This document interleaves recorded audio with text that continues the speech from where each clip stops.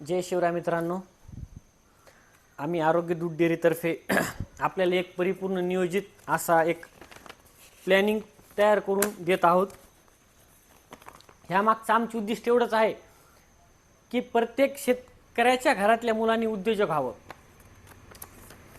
आणि फक्त 3 लाखात डेअरी व्यवसाय कसा सुरू करायचा याच्यासाठी आपण आजचा हा व्हिडिओ तयार करत आहोत। आता व्यवसाय सुरू करत असताना सगळ्यात महत्त्वाचं काय आहे, तर व्यवसाय सुरू करत असताना सगळ्यात महत्त्वाचं नियोजन आहे ते आपल्या आसपासच्या बाजाराचा आपल्याला अभ्यास करणं। त्यात काय बघता येईल आपल्याला, त्याच्यात असं बघायचं की आपल्या परिसरात सगळ्यात जास्त मागणी दुधाच्या कोणत्या पदार्थाला आहे। त्याच्यानंतर आपलं लक्ष काय असलं पाहिजे, घरगुती गिराईक, हॉटेल्सवाले, मिठाईवाले, आणि तो अभ्यास करत असताना एक लक्षात घ्यायचं तुम्ही की जी रनिंग डेअरी तुमच्या गावात किंवा तुमच्या परिसरात आहेत त्यांचा जास्तीत जास्त भर कशावर आहे, ते कोणत्या प्रोडक्टला जास्त फोकस करतात, काय करतात, हे का करायचं असतं। कारण आपल्याकडे पण आपलं एक स्वतःचं असं प्रोडक्ट पाहिजे की तो आपल्यासारखा कोणाकडेच मिळाला नाही पाहिजे, त्याच्याने तो अभ्यास आपल्याकडे असणं आवश्यकता आहे। आता डेअरी धंद्यातलं सगळ्यात महत्त्वाचं काय तर असणारं आपलं काउंटर म्हणजे आपलं दुकान। आता हे दुकान कुठं असावं, तर दुकान हे मुख्य रस्त्यावर असावं किंवा जिथं वसाहत जास्त आहे म्हणजे वर्दळ जास्त असती अशा ठिकाणी एक दुकान आपलं असावं किंवा बाजाराजवळ असावं, नसता जो महत्त्वाचा चौक असतो आपल्या गावामध्ये एंट्री करायचा तसल्या चौकातही दुकान असलं तरी चालतं। फक्त तिथं काय होतं तर दूध कमी कटतं पण बाकीचे जे दुधाचे पदार्थ आहेत ते जास्त तिथं खपल्या जातात। आणि तुम्ही जर एखाद्या कॉलनीत दुकान केलं तर तिथं काय होणार, तिथं फक्त तुमचं दूध काटणार, बाकीचे प्रोडक्ट थोडी कमी काटणार। जसं तुम्ही ज्या हिशोबाने दुकान ठेवताल त्या हिशोबाने तुमच्या प्रोडक्टची कमी अधिक मागणी असणार।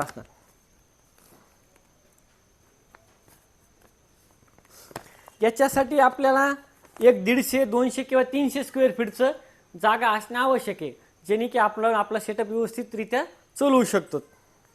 आता याला सगळ्यात महत्त्वाचं काय तर आपल्याला ज्या मशिनरी लागणार आहेत तर आपण त्याची एक लिस्ट बनवली, जी की 19 त्या लिस्टमध्ये आपण साहित्य घेतलेत ज्या दुकानासाठी लागणार। त्याच्यात महत्त्वाचं काय की आपण जे फॅट चेक करतो त्यासाठी लागणार एक कॉम्बो मशीन असतं ते एक आहे। त्याच्यानंतर बिलिंग मशीन आहे, वजन काटा एक 30 किलोचा आणि एक 100 किलोचा आहे।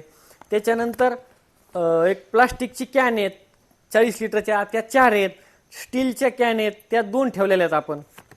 त्याच्यानंतर जे 100 ml 500 ml माप चाळणी आणि जे आपल्याला दूध भरायला नरसाळा लागणार आहे याचे प्रत्येकी 2 जोड घेतलेले आपण। त्याच्यानंतर सिलिंग मशीन एक, काउंटर आहे एक, आपल्याला तिथं बसायला खुर्ची आहे, दुकानाचा बोर्ड आहे। त्याच्यानंतर जे दुकानात आपल्या पदार्थाबद्दल आपण किमतीबद्दल सांगणार आहेत त्या किमतीचं एक फलक आहे। त्याच्यात आपल्याला लाईट फिटिंग आहे।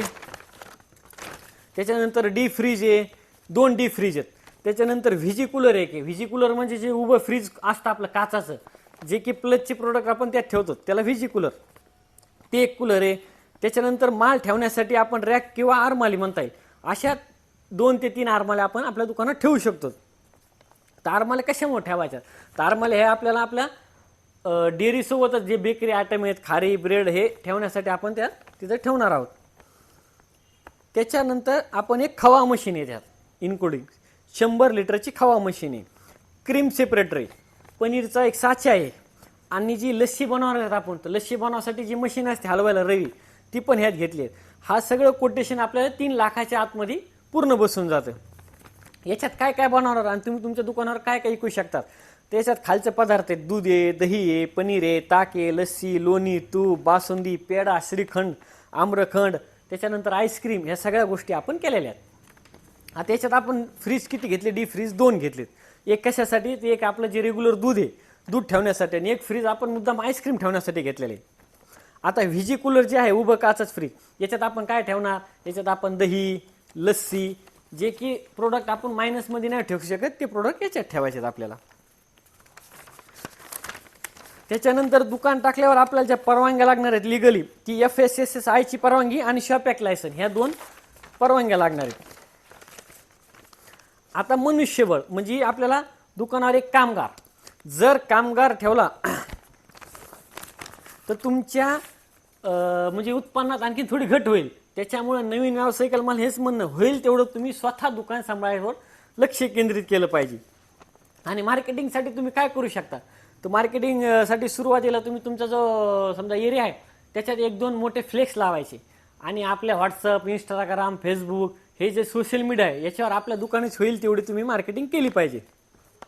याच्यात आणखीन एक मुद्दा आपण घेतलेला आहे की जो घरपोच दूध देण्याची सेवा आहे ही सुरू करावी की नाही करावी. जर तुम्हाला घरपोच दूध द्यायची सेवा सुरू करायची असेलच तर सगळ्यात माझं आधी तुम्हाला एक म्हणणं आहे की तुम्ही ॲडव्हान्स पेमेंटच्या धर्तीवरच घरपोच सेवा सुरू करा. म्हणजे 1 महिन्याचा ऑलरेडी तुम्ही ॲडव्हान्स घेणे, नंतरच घरपोच सेवा करणे. पण क्रेडिटवर तुम्ही अजिबात नवीन व्यावसायिकांनी जाऊ नये, त्यावर माझं मत आहे. तर मित्रांनो, हे झालं आपलं आता पूर्ण दुकानाचं नियोजन. म्हणजे याच्यात आपण आपलं दुकान आणि मिनी प्रोडक्शन पण होऊन जातं. जसं की पनीर, खवा हे आपण ह्यात बनवणार आहेत, कारण आपण याच्यात खवा मशीन घेतलेली आहे, क्रीम सेपरेटर घेतलेले आहे, पनीरचं एक साचा घेतलेला आहे. आता आपलं सगळ्यात महत्त्वाचं आहे की आपण जे आपल्या याच्यावर लिहिलेलं आहे इंस्टाग्राम किंवा फेसबुकच्या पेजवर की दूध उत्पादनातून स्वराज्य निर्मिती. म्हणजे काय की आपलं स्वतःचं ब्रँड, स्वतःची पॅकेजिंग हे सर्व गोष्टी आपण त्याच्यात करणार आहोत. मग याच्यासाठी आणखीन किती खर्च लागेल, तर हे स्वतःचं ब्रँडिंग करण्यासाठी आपल्याला दुकानाचे 3 लाख आणि +5 म्हणजे पूर्ण 8 ते 9 लाखात पूर्ण आपला पूर्ण सेटअप तयार होऊन असतो. म्हणजे आणखीन 5 ते 6 लाख रुपये टाकले की तुमचा स्वतःचा ब्रँड तुम्हाला तयार करता येतो. तर मग ते ब्रँड तयार करत असताना काय काय घ्यावा, काय काय नाही घ्यावं, कोणत्या मशिनरीत पाहिजेत, कोणत्या नाही पाहिजेत, कमीत कमी पैशाच्या कसल्या मशिनरीत घ्यावा, ह्या ज्या गोष्टी आहेत हे आपण नंतर आपलं जेव्हा प्रशिक्षण आपण घेत असतो आपल्या इथं याच्यात सांगत असतो. त्याच्यानंतर आता नवीन व्यावसायिकांनी काय काय काळजी घेतली पाहिजे, तर सगळ्यात महत्त्वाची त्यांनी काळजी ही घेतली पाहिजे की त्यांच्याकडे जे दूध येणार आहे आणि उरलेल्या दुधाचे जे बाकीचे जे पदार्थ बनवतात तर ते पदार्थ स्टोअर करायचं त्यांना त्याचं नॉलेज पाहिजे. कोणतं पदार्थ कुठं स्टोअर केला पाहिजे, कोणत्या फ्रीजमध्ये केला पाहिजे, किती काळ केला पाहिजे, म्हणजे काय होईल आपलं नुकसान कमी होईल. आणि आपलं जे दुकानाचं आपण नियोजन केलं हे फक्त 100 लिटर दूध तुमच्याकडे रोज येईल किंवा 100 लिटर दुधाचेच पदार्थ कटतील अशा हिशोबानेच हे नियोजन आहे. म्हणजे कच्चं दूध म्हणा तुमच्याकडे 50-60 लिटर काटायला आणि उरलेल्या 40 लिटरचे तुमच्याकडे दही, लस्सी, खवा, पनीर वगैरे हे सगळे मिळून असे 100 लिटर दुधाचंच तुमच्याकडे रोजचा खप आहे, एवढंच आपण आपलं टार्गेट केलेलं आहे. एवढंही दूध तुमच्याकडे कटलं तर तुम्ही डेअरी व्यवसायात 100% सक्सेस झालेला आहात. आणखीन काय होतं मित्रांनो, आपल्याला डेअरी व्यवसाय असा आहे की याच्यात रोजचे रोज पैसे येतात, पण तुम्ही जे रोजचा तुमचा खर्च करता तुम्हाला जे खाली पैसे उरणार आहेत हे तुमच्या दैनंदिन आयुष्यावर न खर्च करता याचं एक बँक अकाउंट उघडून ते 100% बँक अकाउंटमध्ये तुम्ही टाकले पाहिजे. याने काय होईल की जे तुम्हाला तुमचं नंतर ब्रँडिंग करायची ह्या पैशाचा आधार तुम्हाला तुमच्या ब्रँडिंगसाठी भेटून जाईल. आणि हे किती दिवसासाठी तुम्ही पैसे नाही खर्च केले पाहिजे, तर सुरुवातीचे मिनिमम 3 वर्षे तरी तुम्ही डेअरी व्यवसायातला एकही रुपया स्वतःच्या आयुष्यासाठी किंवा स्वतःच्या आयुष्य आरामासाठी बिलकुल खर्च केला नाही पाहिजे. याने तुम्हाला काय होईल की घरून एकही रुपया न घेता तुम्ही तुमच्या स्वतःच्या पायावर तर मोठा ब्रँड तुमचा निर्माण करू शकता. आता नवीन डेअरी टाकल्यावर तुम्हाला याच्यात खूप अडचणी येणार आहेत. त्या अडचणी काय येणार आहेत, आता तुमच्याकडे समजा दूध आलं, जे दूध काही कटलं, बाकीचं जे उर्वरित दूध आहे त्याचं तुम्ही करणार काय, तर मग तुम्ही जेव्हा दही लावताल तर दही लावताना अडचण, त्याच्यानंतर खवा करताल तर खवा करत असताना अडचण, म्हणजे खवा कोणत्या स्टेपला काढला पाहिजे, काय काढला पाहिजे याचं नॉलेज नसतं. त्याच्याने बासुंदी बनवताना कशी बनवावी बाबा, की श्रीखंड बनवलं तर मग साखर किती टाकायची, चक्का कसा घ्यायचा, तूप बनवताना येणाऱ्या अडचणी ह्या खूप अडचणीत. त्याच्याने आणखीन एक विनंती आहे की बाबा नवीन व्यवसाय जे डेअरीत येणार आहेत त्यांना की तुम्ही आधी पूर्ण नॉलेज घ्या, पूर्ण एक अभ्यास करा आणि त्याच्यानंतरच ह्या क्षेत्रात उतरा, म्हणजे तुम्हाला फेल व्हायचे चान्सेस कमी असणार आहेत.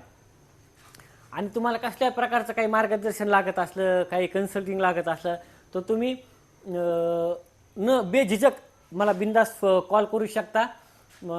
तुम्हाला काही अडचण असली तर मला विचारू शकता, आपण त्यावर बिलकुल तुम्हाला तोडगा देऊ, त्याबद्दल काही अडचणही नाही.